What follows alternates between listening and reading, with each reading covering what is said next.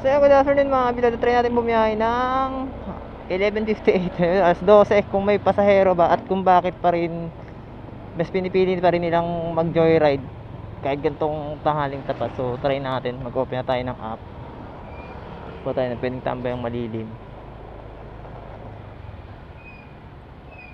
Malilim-dilim dito. Natin kung may pasahero pa rin ng gantong oras.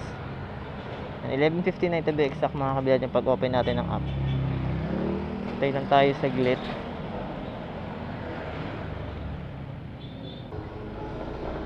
So yun mga kabilad, time check 12:05 na. So 5 minutes na nakalipas, di pa tumutunog. So wala, ano pa tayo ng konti. Pero sa 5 minutes kung nilagi dito, ramdam ko na agad yung init kahit nakadoble ako. So talagang sobrang init na mga insan. Kasi kung ginagawa ko naman tong ganitong biyahe, papasok naman ako sa regular ng trabaho. Ngayon kasi mga kabilad, wala tayong pasok. So trinay ko lang kung may booking ba talaga sa ibang lugar. Kasi yung paalabang mostly meron. Pero ayun, iniwasan ko yun kasi syempre sanay na tayo dun eh. So naman, try naman natin pupunta sa mga regular natin pinupuntahan. Yung mga Pasay, Makati, Taguig, pa ganyan, pa Manila. Kung meron pa rin, tipong long drive. Ayan, CPF extension na tayo mga kabilad. Target ko is SM Sukat. Makakuha tayo ng booking doon. Sa mga makakapanood, ano lang to, experiment lang to mga kabilad ha. Sa mga kapwa ako joyride, hindi ko to sisiraan kung may makuha mang booking or wala. Kasi syempre tanghaling tapat, kahit nga ako sa sarili ko, expected ko talagang walang magbubook kasi nga napakainit. Hindi naman tayo taxi na may bubong para sakyan ng maging komportable yung pasahero. Pero sige, na-try pa rin natin kasi nakikita ko naman, kahit naman ako nabiyahe naman ako ng gantong oras, meron naman talaga. Pero ngayon, ang gagawin natin, istatulangin natin yung side na ngayon, may booking mga kabilad. So check natin yung pick up, field residence, ano to? So yun, naiwan yung GPS natin mga kabilad, ang layo ng pick up. So refresh lang tayo ng app ng konti. So 53 pesos lang kasi mga kabilad, pero yung pick up is around 3 kilometers away. So lugi tayo doon. Refresh na tayo, sana okay na magmamasok pa dito sa location natin. So yun, confirm meron talaga. Meron pa rin kahit anong oras, kahit ganito kaya tirik ang araw, may pasahero pa rin tayo. So yun, may pumasok na booking mga kabilad, check lang natin. So yun, Makati mga kabilad, time check 12:14. So punta na natin to. So yun mga kabilad, yung pick up natin dito sa Paranaque, multinational papunta ng Makati. So yun, may pasahero pa rin talaga, confirm mga kabilad. Pero mangilan-ilan, hindi pa rin tulad ng pag-umaga, kaya hapon, gabi, ganyan. Siyempre napakainit. Pero ngayon, hingin natin yung side ng CS natin kung bakit mas pinipili niya para mag-MC taxi sa ganitong kalagayan, ganito kainit. So ito na mga kabilad.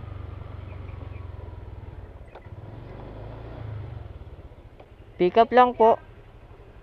Yung may susi. Pick up lang po. Kanino? Kay Shikina. Ha? Shikina. Pilido. Hiccup. Kanan ka, ikot ka dito. Tapos kanan, pag ikot ko doon. Yung, ayan yung bahay na yan. Hilera na yan. Ito po. 7. O sa dun, sa Yun, dun. oh, yun. Yung paganan. Pag ganun. Number 7. 7. Thank you.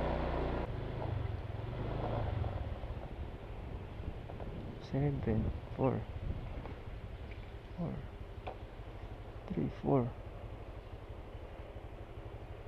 Yata, 7.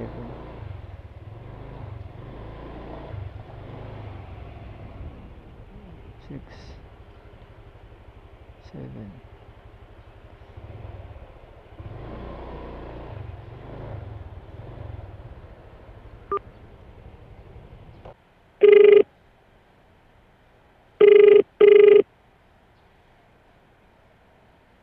The number that you have dialed is currently busy. Please call again later. So yun na nga, nag-book, hindi nasagot. Hindi tayo sa pick up location. Mas busy naman, tinatawagan. Iba naman yan. Saan nagre-reply po kayo? Huwag kayo iiyak. So yun po ba daw mga kabilad, 2 floor lang naman ito, napakatagal. Kung mali na kapuntahan ko mga kabilad, mukhang building pa yung bababaan ni madam. Itong unit 7, 2 floors lang naman. Pababa na raw siya 3 minutes ago, 4 minutes na. Tama kaya itong pin location mga kabilad. Kasi na yun, nasa tapat ko, up and down lang. Pero sabi niya, pababa na siya 6 minutes ago. Sorry. 7 minutes, 8 minutes ago na. Grabe naman taas niyan. Magta 10 minutes na ba? Ano ba yun? Ang lapit ng pababa na to. Yung 9 minutes na yun mga kabilad, pag sabi niya ng pagbabayo na hindi pa yung pagdating ko dito. No? So, estimate nyo na lang. Simula na papunta ako dito, tinext ko siya na papunta na ako. Tapos nung pagdating ko, tinext ko siya, tinatawagan ko, di naman sumasagot. Tapos nung nag-reply, pababa na raw. Diba? Kaya tayo katagal naghihintay dito. Hi ma'am, good afternoon po, ang init.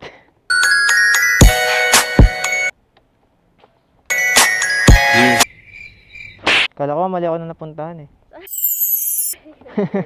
Saan niyo pababa ma'am? Bagyo ma'am, okay na? Sige po. Sige po.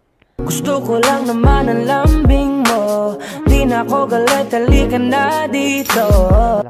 Palak na lang po. Paisip tuloy ako ma'am, sabi ko ba't ganun? Kala ko mali na puntahan ko. Tara po. Okay na po. Nagko-content din ma'am. Pwedeng patapat din ng mic ma'am para rinig ko rin po kayo. Okay po, rinig. Ano na. And speaking nun ma'am, content ko kasi ngayon ma'am. Ngayon lang bumiyahe ng ganito katerik ang araw. Titesting ko lang ma'am kung may pasahero. Meron naman. So yung ano ko ma'am, kung pwede ko kayong matanong, bakit nyo po pinipili pa rin yung joyride kahit ganito katerik yung araw ma'am?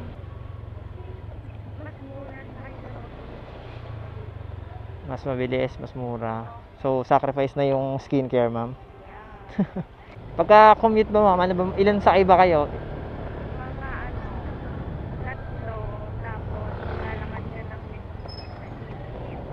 Layo. Sa lakad pa lang, talo na. So, talagang mas convenient ang pag-joyride ma'am, no?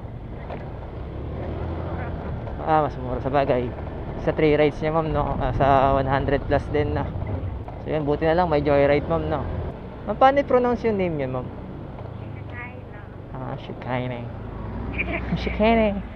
Shikaine. Parang ano lang ma'am, super peri lang ha. Kasi Sharon lang. Shikaine. May ano po kayo ma'am? Lahi po? Pure Pinay? Oo talaga. Kasi pag tinignan ko kayo, ano ko lang naman ma'am, personal ano ko lang naman yun. Para kasing may ano kayo na ay yung Bumbayin ma'am. Pwede na!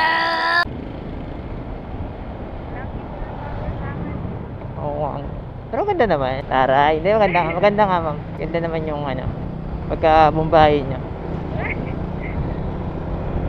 Kasi pangalan nyo pa ma'am, Shikaine. Diba? Iisipin nila na Foreigner. Dito ma'am, no? Papasok natin. Papasok. Sana may lilim. Para pagbaba mo, di mo ganun kainit.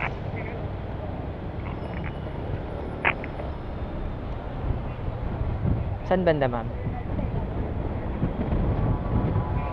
Dito po? Dito ma'am? Ito yung camera natin ma'am, ba? Pwede kang kumaway. Ay, sige po. Ay, okay na ma'am. Nang init sa kabila ko, kaya ako nga po niligay sa lilim eh.